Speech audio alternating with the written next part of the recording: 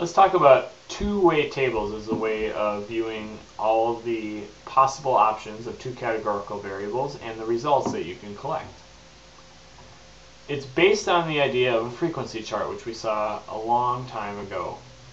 Now, a frequency chart takes a categorical variable such as what color or how many colors are in an animal's coat, and it breaks it down into all the different options. So you can count all the different options available. For example, for number of colors in the coat, this frequency chart says that there are 128 animals of one color, 78 animals that had two colors in their coat, and 26 that had three or more, with a total of 232 animals. So this is a frequency chart. But what if you wanted to expand this? What if you wanted to see the breakdown by another variable, such as, well, what type of animal is it, dog or cat? And if you wanted to do something like that, you would expand your frequency chart and break it down into something called a two-way table. Now, two-way table, it just takes this 128 and divides it up into 75 dogs, 53 cats. Takes this 78 with two colors, breaks it up into 33 dogs, 45 cats, and so forth. It basically breaks down into multiple frequency charts all kind of shoved together so that you can see two different variables at the same time. And instead of marking that frequency for consistency, we'd usually mark both of these ends, called the margins, as total. Now let's go through and get the terminology of what these things are called. On top we have one of our variable and all of the options available. So this one would be color. We have one color, two colors, and then three or more colors. So the number of colors is up on top. On the left here, we have another variable and all of its options. So in this case, type of animal, and there's either dogs or cats. And that would be my dog barking in the background. Now, on the bottom and the far right, we have the margins. So the margin here on the right would have all the totals based on animals, and the margin down here across the bottom would break it down by colors. And what the margins do is basically turn your two-way table back into a frequency chart. It ignores the other variable and just goes to the summary.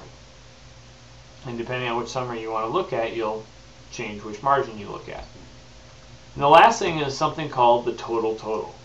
Now the total is special because it represents how many items are in the entire table.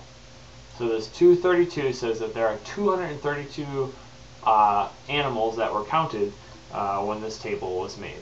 And there's a few different ways of getting that, and we'll go over that in a second. Looking at this table, it works pretty logically. So if you have 75 dogs and 53 cats, each of one color, then total animals of one color would be found by just adding them together.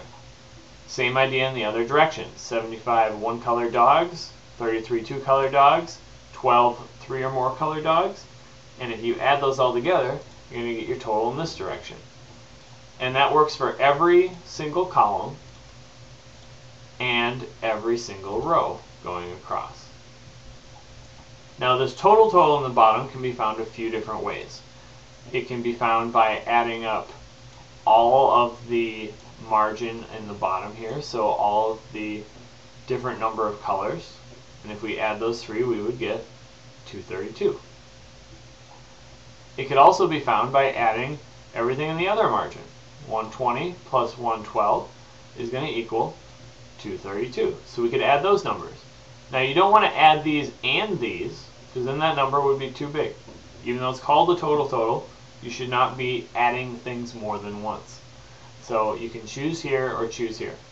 Third option, if you really wanted to try something crazy, is you could individually add all 6 of the numbers in the inner part of the table that are not in the margins, because all of those account for all the possible options, so they again will also add up to 232.